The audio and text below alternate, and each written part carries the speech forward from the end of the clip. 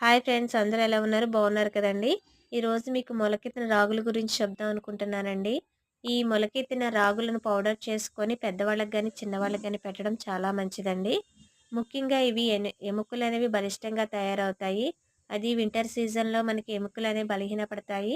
ఇలాంటి టైంలో మనం ఈ రాగులను పౌడర్ చేసుకొని అంటే రోటీల్లో కలుపుకోవచ్చు. నె నెక్స్ట్ మనం దోసలుగా వేసుకోవచ్చు. మాల్ట్‌గా కూడా చేసుకొని తినవచ్చండి. చాలా మంచిది. అలాగే రక్తహీనత ఎక్కువగా ఉన్న వాళ్ళకి కూడా రక్తం అనేది ఇంప్రూవ్ అవుతుంది. మొదటగా వీటిని ఎలా తయారు చేసుకోవాలంటే రాగులను తీసుకొని వాటిని బాగా శుభ్రం చేసి 1 అవరు నానబెట్టి ఉంచండి. నెక్స్ట్ వాటిని ఒక క్లాత్‌లో కట్టి ఒక 3 డేస్ పక్కన పెట్టండి. ఆఫ్టర్ 3 డేస్ మనకి ఇలా మొలకెత్తిన గింజలనేవి మనకి బ వస్తాయి. చూడండి ఎలా ఉన్నాయో. అయితే వీటిని మనం ఆరబెట్టి నెక్స్ట్ ఫ్రై చేయండి లైట్‌గా. నెక్స్ట్ మనం పౌడర్ చేసుకోవచ్చు. ఒకసారి ట్రై చేసి చూడండి ఫ్రెండ్స్.